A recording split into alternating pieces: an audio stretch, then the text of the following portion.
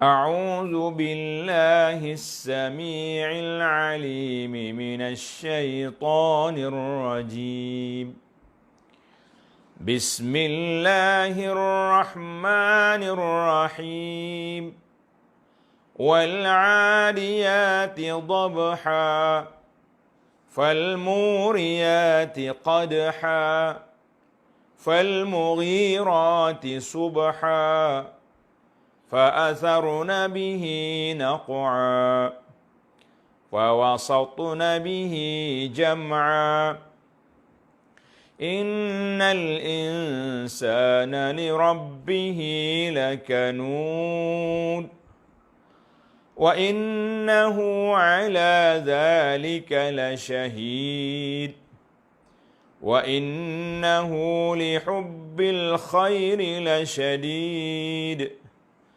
أفلا يعلم إذا بعثر ما في القبور وحصل ما في الصدور إن ربهم بهم يومئذ لخبير.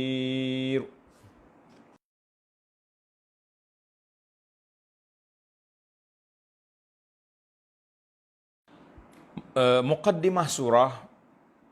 Yang pertama kita pergi kepada tasmiyatus surah, nama surah. Surah ini nama apa? Dalam kitab ni tulis surah Al-Adiyat. Apa makna Adiyat? Kuda perang yang tangkas larinya. Tu adi maknanya yang menerkam, yang menyerang. Itu makna adi. Ada. Itu salah satu daripada nama dia Al-Adiyat. Kerana pada awal surah ini Allah Ta'ala bersumpah dengan kuda perang yang demikian sifatnya untuk menegaskan setakat mana derhakanya manusia yang tidak bersyukur akan nikmat Tuhannya. Manusia yang tak syukur, maknanya kalau tak syukur dia kufur pada nikmat Allah Azza wa Jalla. Ini kumpulan yang agak berat. Ada sebahagian kitab tafsir dia tulis dengan waw, ambil daripada ayat asal wal surah wal adiyat. Itu di antara nama surah. Dari sudut bilangan ayat mengandungi 11 ayat. 11 ayat bittifaqihim, dengan sepakat ulama-ulama tafsir mengatakan 11 ayat. Surah ini dalam pimpinan memilih surah ini diturunkan di Makkah, dipanggil surah Makkiyah. Ini berdasarkan kepada qaul Sayyidina Abdullah bin Mas'ud radhiyallahu anhu dan juga pendapat Syekh Atha, Al-Hasanul Basri dan Ikrimah. Ini kumpulan yang pertama, dia kata surah ini Makkiyah, surah ini diturunkan di Mekah. Ada juga pendapat yang kedua, dia kata Madaniyatun. Surah ini diturunkan Madinah. Ini pendapat siapa? Pendapat Sayyidina Abdullah bin Abbas, Anas radhiyallahu anhum, Qatadah, wa rajjahahu At-Tahir Ibnu Ashur dalam kitab dia At-Tahrir wa Tanwir. Dia kata surah ini Madaniyah.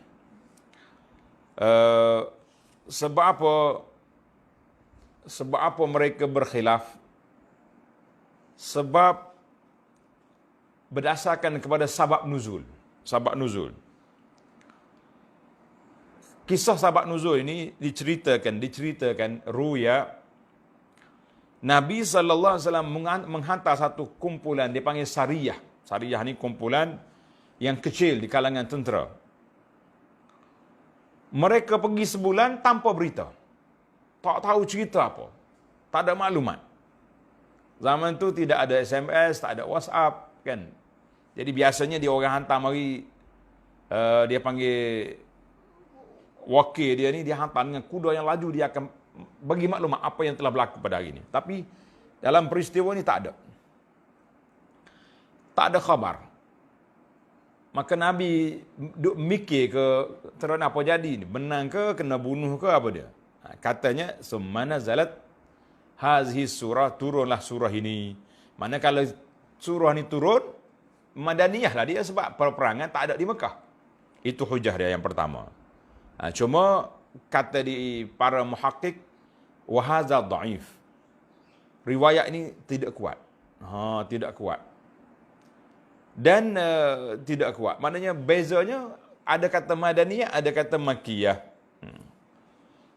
Dalam kitab pimpinan dia tulis makkiyatun. Sebab apa makkiyah? Sebab ayat dia pendek-pendek, walaupun ada cerita peperangan, tapi ada benda lain yang kita akan bincangkan nanti, insya-Allah. Allahu Akbar. Biasanya begitulah. Cerita sahabat-sahabat nuzul ni ada yang sahih, ada yang banyak tak sahih. Ana ada beli satu kitab 3 jilid. Dia kumpul riwayat-riwayat sahabat nuzul. Masya-Allah. Menarik kitab ni. Dan tidak sahih kelebihan fadail hadis yang menyebut tentang kelebihan khas pada surah ini. Kelebihan Al-Quran itu tak ada orang petikai. Kelebihan khas tidak ada. Al-Fairuz Abadi dalam kitabnya Basairu Zawit Tamyiz menyebut beberapa asar, tapi kata muhakkik kita ini la tasih. Tidak sahih juga. Jadi kerana itulah muhakkik kata dia sebut, ya ada, tapi dia tak sebut riwayat itu kerana tidak sahih. Baiklah para jemaah sekalian, kita pergi kepada intisari kandungan surah ini. Apa dia kau isi kandungan dia? Dalam surah ini Allah Subhanahu wa taala bersumpah dengan kuda perang yang demikian handalnya. Mana kuda ni kalau kita tengok dia berlatih hebat tu. Akak kaki dua tu, masya-Allah tabarakallah. Memanglah munasabah dengan Allah Taala bersumpah wal adiyat dengan kuda ni. Sebab satu benda yang perlu kita tengok, perlu kita teliti. Kuda. Dulu kuda orang buat perang, lah ni kuda orang buat main ya, kan. Buat lomba kuda, buat judi. Nauzubillah. Kerana hendak menanamkan semangat kepahlawanan dan semangat jihad dalam jiwa orang-orang yang beriman, supaya sentiasa sedia berjuang mempertahankan agama dan keselamatan negara dari sebarang pencerobohan. Itu dia panggil, Allah Ta'ala sebut kuda ni sebab kuda ni alat, kenderaan yang orang boleh masuk medan peperangan dengan dia, dan dia sangat membantu.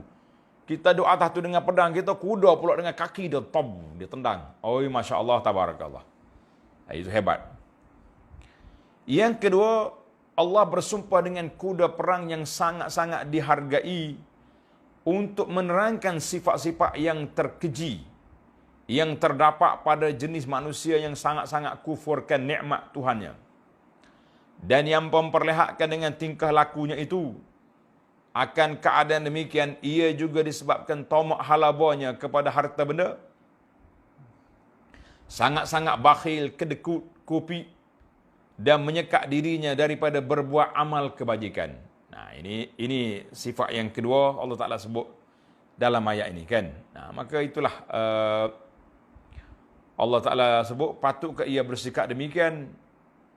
Kemudian habis cerita kuda ni tu, awak mari cerita, mu nak bangkit semula di hari kiamat, kamu akan tahu apa yang kamu sembunyikan. Maka Allah Ta'ala akan nyatakan apa yang kita terkandung dalam dada kita, diketahui oleh Allah Azza wa Jalla. Jangan kita buat seolah-olah Tuhan tak tahu apa yang kita lakukan. Baiklah para jemaah sekalian, dari sudut intisari, kemudian kita tengok dalam surah ini ada 3 part ataupun 3 kategori tanda. Kita belajar ilmu tadabbur Quran ni, tiga keadaan dalam surah ini.